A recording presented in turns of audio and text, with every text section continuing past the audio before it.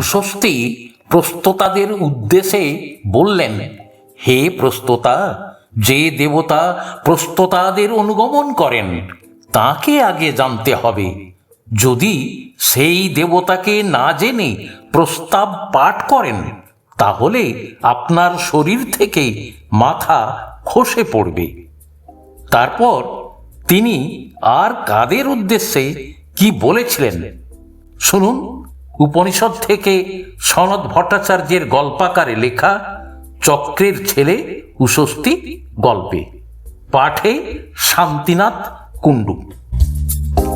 বহু যুগ আগের কথা, এক সময় কুরুদেশ শিলাবৃষ্টিতে একেবারে বিনষ্ট হয়ে গিয়েছিল। সেখানকার মানুষজন কুরুদেশ ছেড়ে পালাতে বাধ্য হয়েছিলেন। সে সময় চক্রের ছেলে উষস্থি তার স্ত্রীর সঙ্গে ইভ্যগ্রামে বসবাস করছিলেন। দিন কাটছিল একেবারে দুঃখ দুর্দশার মধ্যে, এমনকি অনাহারেও দিন কাটছিল। একদিনের কথা, পথে যেতে যেতে দেখলেন একজন ক্ষুধায় পীড়িত মানুষ কলাই খাচ্ছিল। ক্ষুধার তাড়নায় উষস্থি সেই মানুষটির কাছে এগিয়ে গিয়ে বললেন, আমাকে কিছু খাদ্য দেবে? আমি ভীষণ ক্ষুধার্ত। আমার খাওয়ার পাত্রে কেবল কলাই আছে, কিন্তু সেই কলাই তো উচ্ছিষ্ট, এছাড়া তো আমার কাছে আর কিছু খাবার নেই।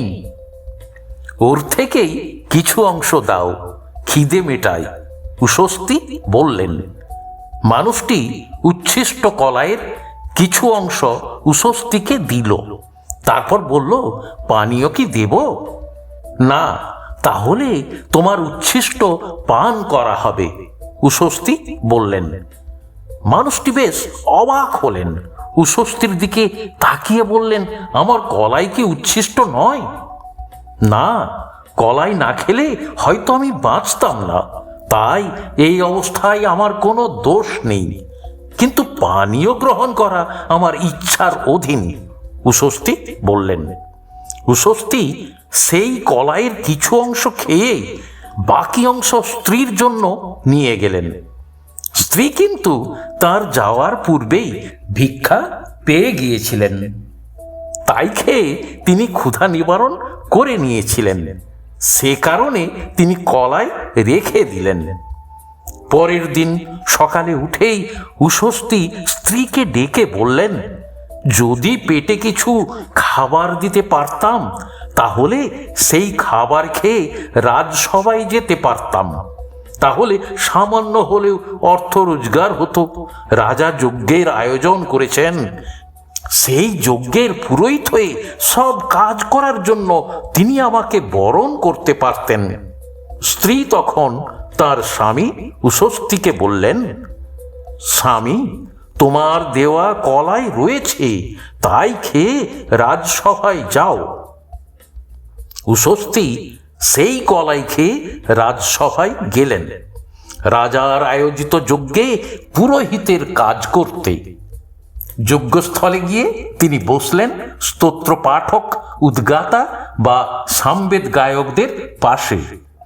তারপর প্রস্ততাদের উদ্দেশ্যে বললেন, হে প্রস্ততা, যে দেবতা প্রস্ততাদের অনুগমন করেন তাকে আগে জানতে হবে। যদি সেই দেবতাকে না জেনে প্রস্তাব পাঠ করেন তাহলে আপনার শরীর থেকে মাথা খসে পড়বে। তারপর তিনি প্রতিহার পাঠকের উদ্দেশ্যে বললেন, হে প্রতিহার পাঠক, যে দেবতা প্রতিহারের অনুগমন করেন তাকে আগে জানতে হবে।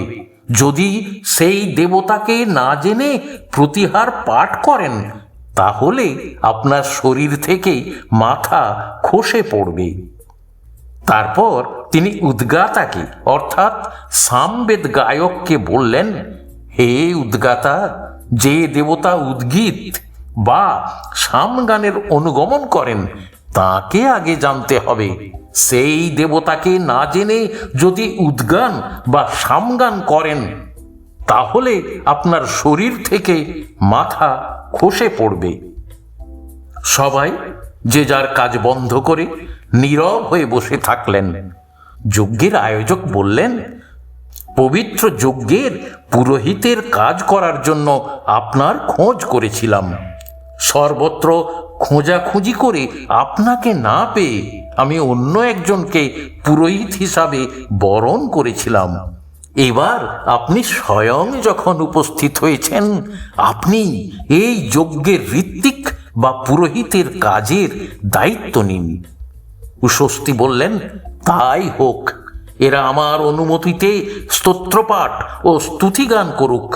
আপনি পারিশ্রমিক হিসাবে এদের যা দেবেন আমাকেও তাই দেবেন। যজ্ঞের আয়োজক বললেন, আপনার প্রস্তাবে আমি রাজি। তারপর প্রস্তোতা উশস্তির কাছে এগিয়ে গিয়ে বললেন, আপনি আমাকে বলেছিলেন, হে প্রস্তোতা, যে দেবতা প্রস্তাবের অনুগমন করেন তাকে আগে জানতে হবে। যদি সেই দেবতাকে না জেনে প্রস্তাব পাঠ করেন, তাহলে আপনার শরীর থেকে মাথা খসে পড়বে। দয়া করে আপনি বলুন, সেই দেবতা কে? উশস্তি উত্তরে বললেন, সেই দেবতা প্রাণ। কারণ প্রাণেই বিলীন হয় সর্বভূত এবং উৎপন্ন হয় প্রাণ থেকেই। যদি প্রাণকে না জেনে আপনি প্রস্তাব পাঠ করতেন আমার কথায়, তাহলে আপনার শরীর থেকে মাথা খসে পড়ত। উদ্গাতা তাঁর কাছে গিয়ে বললেন, আপনি আমাকে বলেছিলেন, হে উদ্গাতা, যে দেবতা উদ্গীতের অনুগমন করেন তাকে আগে জানতে হবে। সেই দেবতাকে না জেনে যদি উদ্গান করেন, তাহলে আপনার শরীর থেকে মাথা খসে পড়বে। দয়া করে আপনি বলুন, সেই দেবতা কে? উশস্তি উত্তরে বললেন, সূর্যই সেই দেবতা। সূর্য উপরে উঠলে এই বিশ্ব চরাচর তাঁর স্তব করে থাকে। সূর্যকে না জেনে যদি আপনি উদ্গীত পরিবেশন করতেন, তাহলে আপনার শরীর থেকে মাথা খসে পড়ত।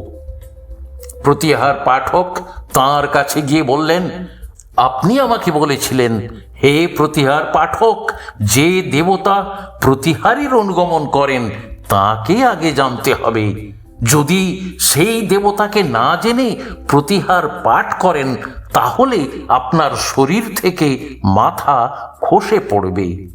দয়া করে আপনি বলুন, সেই দেবতা কে?